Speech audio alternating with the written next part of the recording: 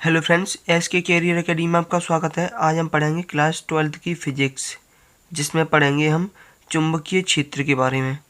तो आइए देखते हैं चुंबकीय क्षेत्र किसे कहते हैं। किसी चुंबकीय क्षेत्र की क्षेत्र रेखा, यानी कि किसी चुंबकीय क्षेत्र की क्षेत्र रेखा वह काल्पनिक वक्र है। जैसे कि ये हमारा कोई चुंबक है, उसकी ये जो क्षेत्र रेखाएं हैं वह काल्पनिक पृष्ठ है जिसके किसी बिंदु पर खींची गई स्पर्श रेखा, जिसके किसी भी बिंदु पर, जैसे कि यहाँ पर इस बिंदु पर स्पर्श रेखा खींच दी जाए, ऐसे खींची गई स्पर्श रेखा उस बिंदु पर चुंबकीय क्षेत्र की दिशा को प्रदर्शित करती है। मतलब इस बिंदु पर चुंबकीय क्षेत्र की दिशा किधर है? इस तरफ है। क्लियर? अगर हम यहाँ पर इस बिंदु पर निकालें तो इस बिंदु पर चुंबकीय क्षेत्र की दिशा किधर है? इस बिंदु पर चुंबकीय क्षेत्र की दिशा इस तरफ है। क्लियर? अगर हम इस बिंदु पर निकालें तो इस बिंदु पर स्पर्श रेखा खींच देंगे तो चुंबकीय क्षेत्र की दिशा इस तरफ हो जाएगी। क्लियर? फिर से समझेंगे। चुंबकीय क्षेत्र की रेखाएं किसे कहते हैं? किसी चुंबकीय क्षेत्र की क्षेत्र रेखा, जैसे कि ये चुंबक है, ये चुंबकीय क्षेत्र है, तो इसकी जो क्षेत्र रेखा है वह काल्पनिक वक्र बनाती हैं जिसके किसी भी बिंदु पर खींची गई स्पर्श रेखा उस बिंदु पर चुंबकीय क्षेत्र की दिशा को प्रदर्शित करती है। मतलब किसी भी बिंदु पर अगर हम स्पर्श रेखा खींच दें तो वहां पर वो क्या दर्शाएगी? वह उसकी दिशा को प्रदर्शित करेगी। क्लियर? नेक्स्ट है चुंबकीय क्षेत्र रेखाओं के गुण। तो इसका पहला गुण है इनकी दिशा चुंबक के बाहरी उत्तरी ध्रुव से, यानी कि इसकी जो दिशा है, चुंबक है ये, इसके बाहर उत्तरी ध्रुव से क्या होती है? दक्षिणी ध्रुव की तरफ होती है। इनकी दिशा चुंबक के बाहर उत्तरी ध्रुव से दक्षिणी ध्रुव की ओर तथा चुंबक के अंदर दक्षिण ध्रुव से उत्तरी ध्रुव की ओर गमन करती है। क्लियर? जैसे कि ये हमारी कोई चुंबक है, चुंबक के बाहर उत्तर ध्रुव से दक्षिण ध्रुव की ओर गमन करती है, और लेकिन चुंबक के अंदर दक्षिण ध्रुव से उत्तर ध्रुव की ओर गमन करती है। ऐसे ही बाहर उत्तर से दक्षिण की तरफ और अंदर दक्षिण से उत्तर की तरफ।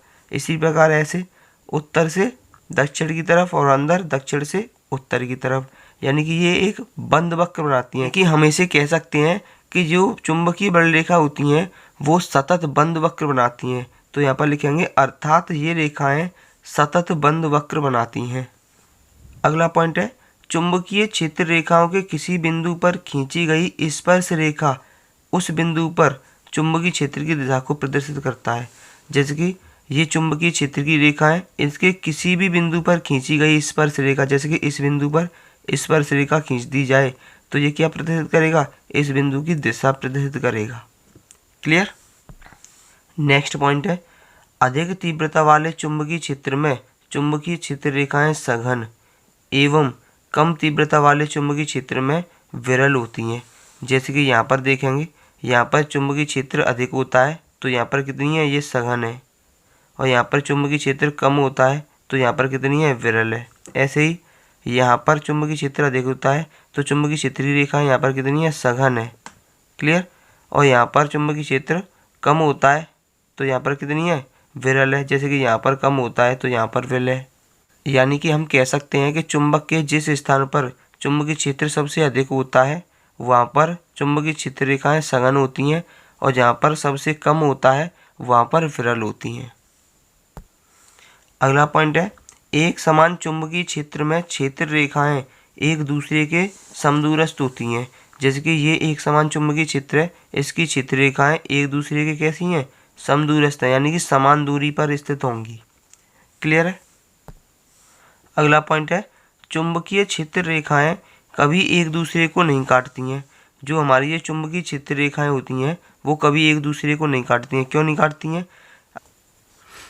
अगर ये दोनों एक दूसरे को काट देंगी तो इस स्थान पर एक कटान बिंदु आ जाएगा, तो वहाँ पर अगर हम स्पर्श रेखा खींचें तो क्या हो जाएगा?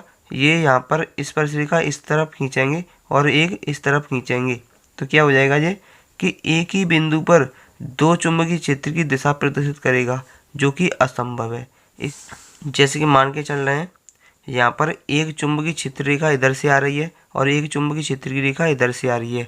ये कभी एक दूसरे को काट नहीं सकती। अगर काटेंगी तो क्या होगा कि एक बिंदु ऐसा होगा जहाँ पर कटार बिंदु होगा, तो वहाँ पर अगर हम स्पर्श रेखा खींचें तो एक स्पर्श रेखा इधर खींची जा सकती है और एक स्पर्श रेखा इधर खींची जा सकती है।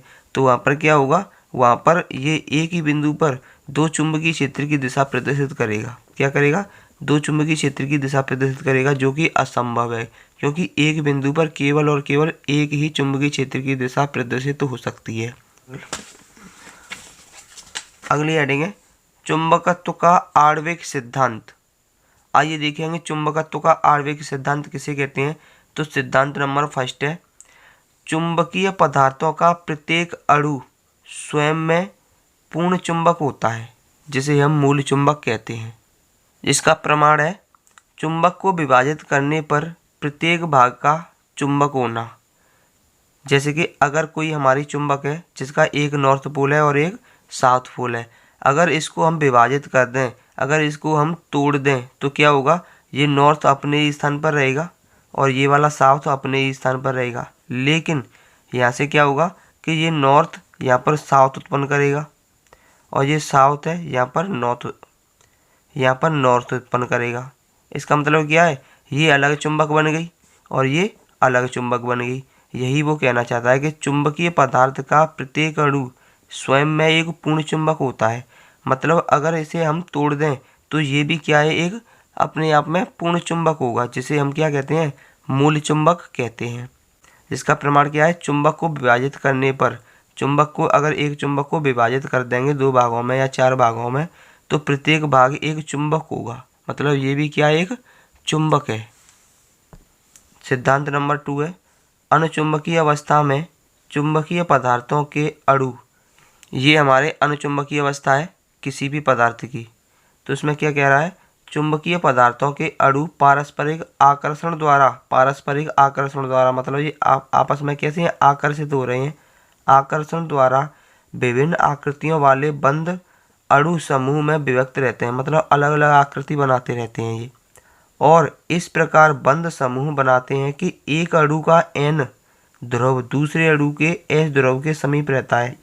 जैसे मान के चल रहे हैं, यहाँ पर इसका N ध्रुव है, यहाँ पर S होगा, तो यहाँ पर N होगा, यहाँ पर S होगा, यहाँ पर N होगा, यहाँ पर S, N S इस प्रकार होता है। N S N S N S ये आपस में कैसे होते हैं, जुड़े हुए होते हैं।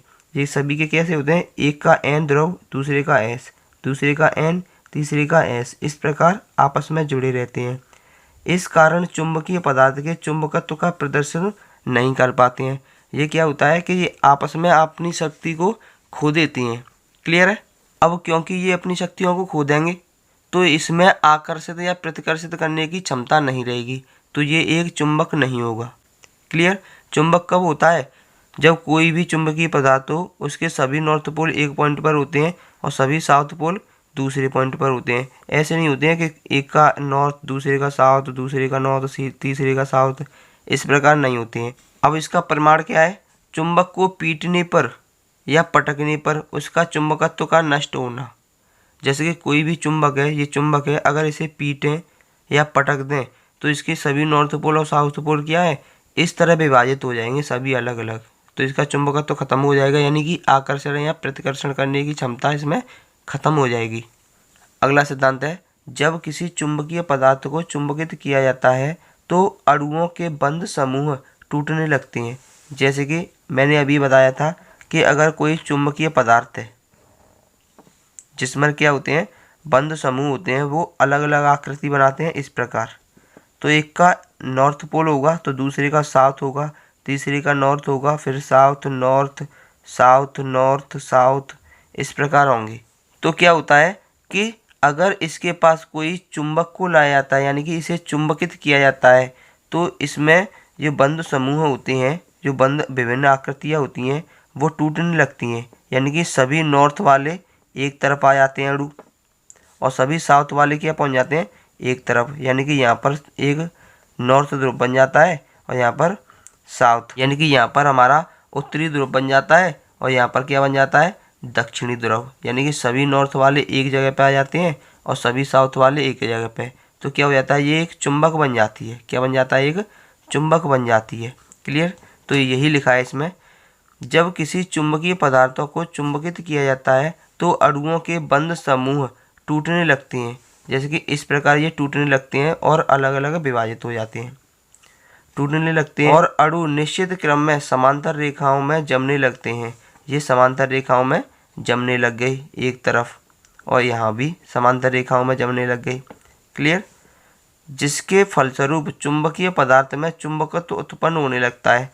तो यहाँ पर क्या होगा, चुंबकत्व उत्पन्न होगा, क्योंकि सभी नॉर्थ पोल एक जगह पर आ गए, सभी साउथ पोल एक जगह पर आ गए, उत्पन्न होने लगता है। इस समय मूल चुंबकों के एन ध्रुव एक और, मतलब मूल चुंबक के एन ध्रुव हैं वो एक तरफ हो जाते हैं, और एस ध्रुव हैं वो एक तरफ, यानी कि एस ध्रुव विपरीत ओर, मतलब इस तरफ जमा होने लगते हैं। तो ये क्या बन जाता है, एक पूर्ण चुंबक बन जाता है। ठीक है। इसे क्या कहते हैं, चुंबकीय प्रेरण कहते हैं। इस घटना को क्या कहते हैं, चुंबकीय प्रेरण कहते हैं।